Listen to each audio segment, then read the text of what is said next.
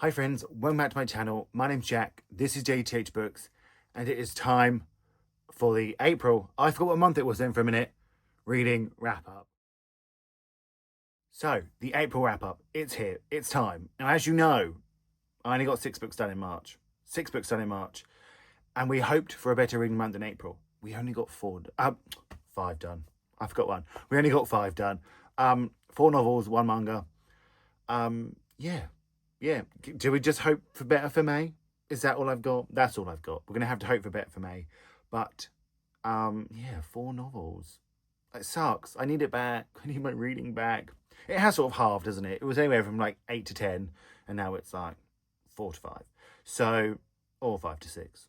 I keep forgetting about that manga. But I told you I was going to read it last time. And I did. So you should be proud of me. Because when do I ever actually do that? When? Tell me. Someone, tell me. But it was quite a good month quality-wise. I feel like I found maybe 2 of my favourite books of the year so far, which is always a good thing. You know, that time's creeping up, isn't it? Where I have to top 10 books of the year so far. And, you know, I can only think of like 3 so far. 4. Oh, I forgot one. But I only think of 4 in there so far. So it would be top 4 books of the year so far because the reading has just been a bit diabolical. 5. I've just remembered another one. I remembered I really love one, but I can't remember what it is. Oh, I can't remember. It's fine. You'll see it on there. You're intrigued now. You're intrigued now, aren't you? I can tell you're intrigued. So, without further ado, let's talk about the books. So, first up, we have Sunruck by William Rayford Hunter. Did drop it in the bath. That's not the only one this month. That's not the only one. I'm a real bath dropper now. That didn't sound great. A bath dropper. That was a bad way to phrase that. I just drop books in the bath now. In this, we follow an unnamed narrator. At least I'm pretty sure he's unknown. Fucking hell, you bar-looking bastard. In this, we follow an unnamed narrator. At least I think he's unnamed. I can only find a nickname. I can't remember. But I think he's unnamed. Who goes to spend the summer in France with his wealthy friend from university. He's not wealthy. He grew up working class. They're all white. He's not.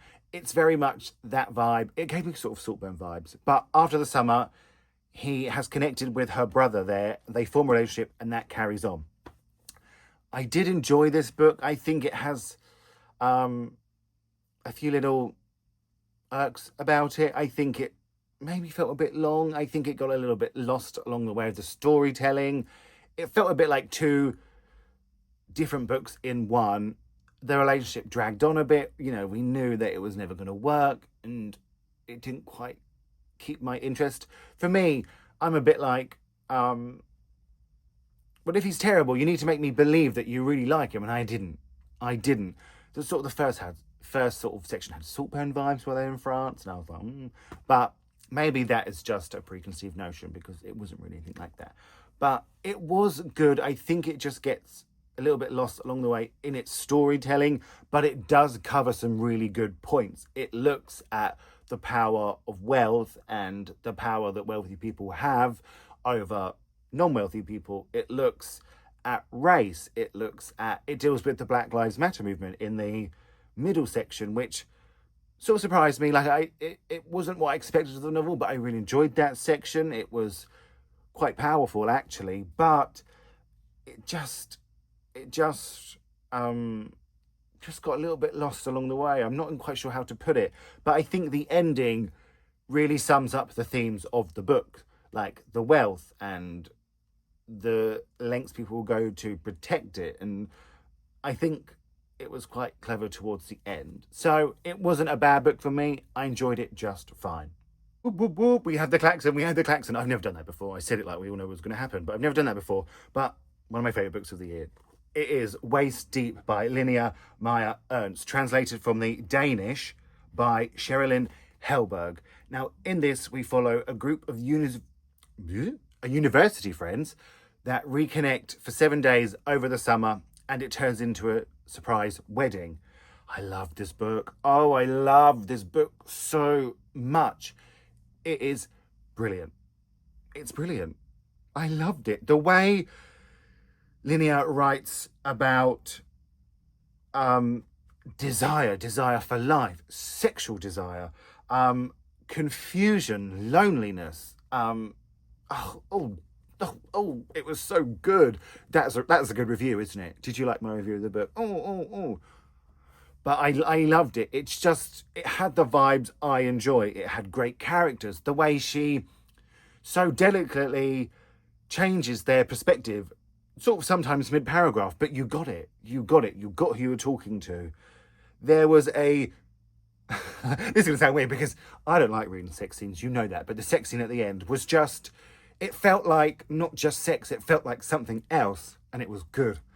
And I loved it. I loved this book. I can't stop thinking about it. It was lyrical. It was beautiful. There's another great review. Maybe I just love a book if I start making noises. But it's brilliant. It's brilliant. I love it. I will now read whatever Linnea writes. I'm number one fan. Hi, it's me, Jack. Hi, I'm your number one fan. Brilliant, brilliant, brilliant. I loved it. I cannot recommend it to you enough. It's not really got a plot, by the way. It's just vibes. It's the vibes for life. It's just an exploration of character and of want and desire. It's just brilliant. It's brilliant. I loved it. I loved it. It's so good. But they did take me a while to read. Hi, they did. They did. They took me a while to read because the reading just isn't there. So then I read part 1 of this in March and I said I would read part 2 in April. And I did. And it was Restart After Growing Hungry by Coco Mai. This one I didn't drop in the bath, but I did kick a can of Pepsi over on it. But that was ages ago because I don't drink Pepsi anymore. I haven't drank it for months. But in this, we follow Mitsumi Yamato, and they've been together for like a while now. It was like, I think it was like set maybe 4 or 5 years after. I can't remember. But it was set after the first one. They're in love, but they don't really sort of say it to each other. But they're very much together. They're just living a happy life. One of them wants to find more out about their adoption process and like the orphanage, and one is really sort of just now working in his family's business and loving it. I enjoyed it. I wish there was another one. I don't know if there is. I haven't looked. But if there is, I would read it. It's just sweet. I like the characters. One of them's got a real jolly vibe, and I like that. I like jolly people. But yeah, it's just sort of like a small town romance and them finding their relationship and their love in it and how people accept them. And I loved it. I loved it. I liked the art. I loved it. Then I read a book that I was very lucky to have, and it is The Emperor of Gladness by Ocean Vuong. It's brilliant. Oh, I've got to do the klaxon. Klaxon. In this, I was going to sort of start saying what I loved about it, but let's tell you it's about first. In this, we follow Hai, who we first see on a bridge preparing to end his life, and he gets called down by a woman living in a house by the river, and he ends up staying there and looking after her while she is suffering from dementia. But it's much more than that. It's a look at life. I've got a hair that come off my head there. He does what I love in books when it's an exploration of life, and it's a very sort of